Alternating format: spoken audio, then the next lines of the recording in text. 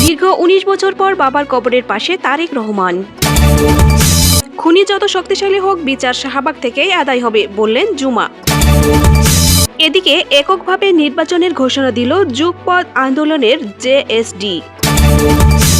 সবশেষে জানাবো, মিসাইল উৎপাদন বাড়ানোর নির্দেশ দিলেন কিম। শুনছিলেন শিরোনাম, এবারে বিস্তারিত। ১৯ বছর পর বাবার কবরের পাশে তারেক রহমান। রাজধানীর জিয়া উদ্যানে শহীদ রাষ্ট্রপতি জিয়াউর রহমানের কবরে শ্রদ্ধা জানালেন বিএনপির ভারপ্রাপ্ত চেয়ারম্যান ও জিয়াউর রহমানের বড় ছেলে তারেক রহমান। দীর্ঘ ১৯ বছর পর বাবার কবর জিয়ারতের সুযোগ পেলেন তিনি। এ সময় সেখান থেকে আবেগঘন পরিস্থিতির সৃষ্টি হয়। দলীয় নেতাকর্মীদের সঙ্গে নিয়ে জিয়ারত ও মোনাজাত শেষে বাবার কবরের পাশে নীরবে কিছুক্ষণ দাঁড়িয়ে থাকেন তারেক রহমান। এ সময় তিনি আবেগাপ্লুত হয়ে পড়েন এবং তার চোখ ভিজে যায়। শুক্রবার বিকেল ৪টা ৪০ দিকে তারেক রহমান শহীদ জিয়ার মাজারে পৌঁছান এবং জিয়ারত করেন। এ সময় তারেক রহমানের সঙ্গে উপস্থিত ছিলেন বিএনপির মহাসচিব মির্জা ফখরুল ইসলাম আলমগীর, স্থায়ী কমিটির সদস্য এবং দলের কেন্দ্রীয় নেতারা। বিএনপির মিডিয়া সেলের সদস্য সাইরুল কবির খান জানান, এর আগে ২০০৬ সালের ১ সেপ্টেম্বর বিএনপির প্রতিষ্ঠা বার্ষিকী উপলক্ষে তৎকালীন সিনিয়র যুগ্ম মহাসচিব হিসেবে তারেক রহমান সেখানে শেষবার শ্রদ্ধা নিবেদন করেছিলেন। এরপর রাজনৈতিক পট পরিবর্তন ও দীর্ঘ নির্বাসিত জীবনের কারণে আর আসা সম্ভব হয়নি। এর আগে গতকাল বৃহস্পতিবার দীর্ঘ ১৭ বছরের নির্বাসন কাটিয়ে দেশে ফেরেন তারেক রহমান। ফেরার দিন রাজধানীর পূর্বাঞ্চলের ৩০০ ফিট এলাকায় দলের দেওয়া সংবর্ধনা অনুষ্ঠানে যোগ দেন তিনি। এরপর অসুস্থ মাকে দেখতে এভারকেয়ার হাসপাতালে যান এবং সেখান থেকে গুলশানের বাসভবনে ফেরেন। আজ দুপুর থেকে তারেক রহমানের আগমনকে কেন্দ্র করে জিয়া উদ্যান এলাকায় নেতাকর্মীদের উপচে পড়া ভিড় দেখা যায়। এদিকে খুনি যত শক্তিশালী হোক, বিচার শাহবাগ থেকেই আদায় হবে বলে মন্তব্য করলেন জুমা। শরীফ ওসমান হাদি হত্যার বিচার প্রশ্নে অন্তর্বর্তী সরকারের নিষ্ক্রিয়তা নিয়ে তীব্র ক্ষোভ প্রকাশ করেছেন ইনকিলাব মঞ্চের ঢাকা বিশ্ববিদ্যালয় শাখার মুখপাত্র ফাতিমা তাসনিম জুমা।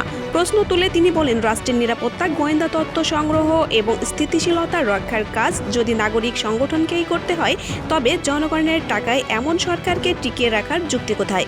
শুক্রবার জুমার নামাজের পর ইনকিলাব মঞ্চের নেতাকর্মী, সাধারণ শিক্ষার্থী এবং সমর্থক জনতা ঢাকা বিশ্ববিদ্যালয় কেন্দ্রীয় মসজিদ থেকে বিক্ষোভ মিছিল নিয়ে শাহবাগ মোড়ে এসে অবস্থান নেন। মিছিলটি শাহবাগে পৌঁছানোর পরপরই অবরোধকারীরা রাস্তা বন্ধ করে দেন এবং যান চলাচল পুরোপুরি থমকে যায়।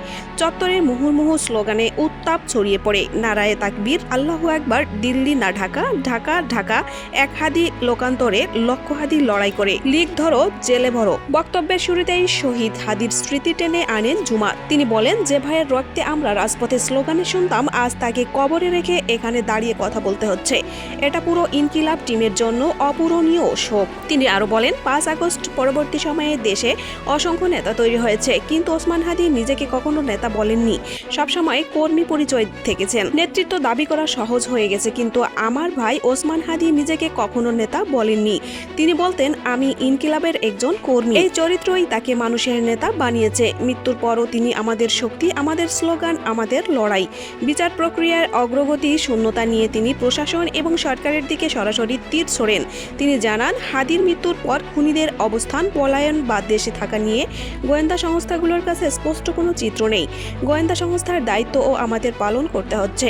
এমন একটা সরকারকে বাংলাদেশের মানুষের টাকায় বসিয়ে রেখে লাভ কোথায়? এ সময় বিচারের দাবিতে চলমান আন্দোলনকে কিছু পক্ষের মব বা বিশৃঙ্খলা হিসেবে চিহ্নিত করার অপচেষ্টার বিরুদ্ধে তীব্র হুঁশিয়ারি উচ্চারণ করেন জুমা। তিনি বলেন, একটা মহল আমাদের এই ন্যায় বিচারের দাবিকে মব বলে বিতর্কিত করার চেষ্টা করছে।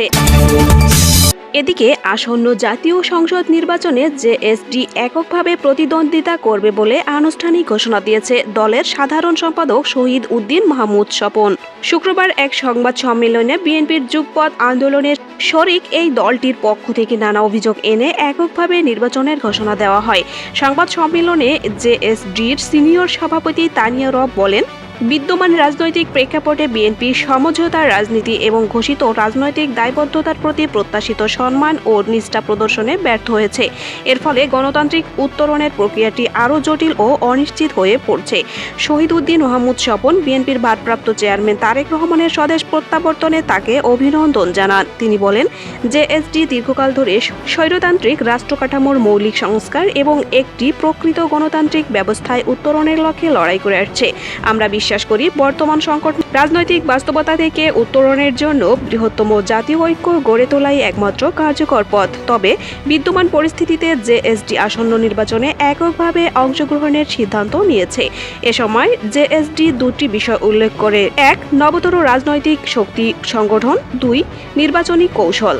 সুপ্রিয় দর্শক, এই ছিল সর্বশেষ আপডেট। আমাদের পরবর্তী আপডেট সংবাদ সবার আগে পেতে ভিডিওতে একটি লাইক দিন এবং অনুরোধ থাকবে চ্যানেলটি সাবস্ক্রাইব করে বেল আইকনে ক্লিক করুন এবং মতামত কমেন্টে জানান। আল্লাহ হাফেজ।